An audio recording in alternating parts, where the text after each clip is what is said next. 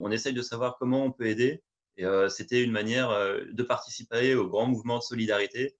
Aujourd'hui, on a des plateformes, plein de gens qui se rassemblent pour, créer des masques, pour se protéger, pour les soignants ou alors pour ceux qui travaillent dans les grandes surfaces.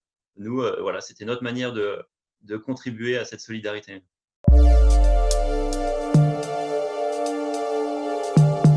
Et j'ai été plusieurs fois dans des pharmacies à Nantes, ou sur l'île de Noirmoutier. À chaque fois, il n'y avait pas de gel hydroalcoolique, je m'étais déplacé pour rien et j'ai donc, eu cette idée de créer une plateforme où les gens pourraient dire si oui ou non ils ont vu du gel hydroalcoolique. Tout de suite, j'en ai parlé à mon ami, mon ancien colocataire, Clément Jouot, qui, vient aussi de mon école et qui est fraîchement diplômé aussi. Il a tout de suite accroché à l'idée et on a développé ensemble cette application participative.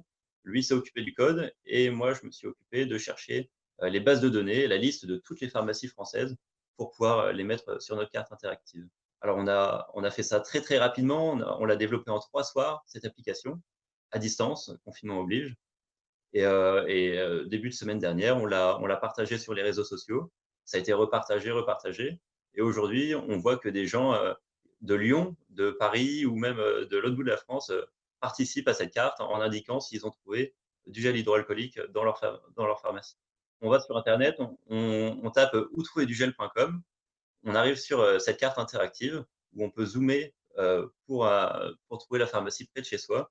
On clique sur la pharmacie et on voit s'il reste ou pas du gel hydroalcoolique. Oui, il suffit de cliquer sur un bouton, oui, il en reste, non, il en reste pas et ça se met à jour automatiquement. On compte pas sur, les pharmaciens qui ont aujourd'hui, d'autres chats à fouetter, ils sont sur d'autres sujets en ce moment. On compte vraiment sur les utilisateurs. C'est pour ça, c'est une plateforme participative et tous les jours, plusieurs fois par jour, on a affaire à des pharmaciens qui disent, «C'est une super idée, j'apparais malheureusement pas sur cette carte, est-ce que vous pourriez me rajouter?»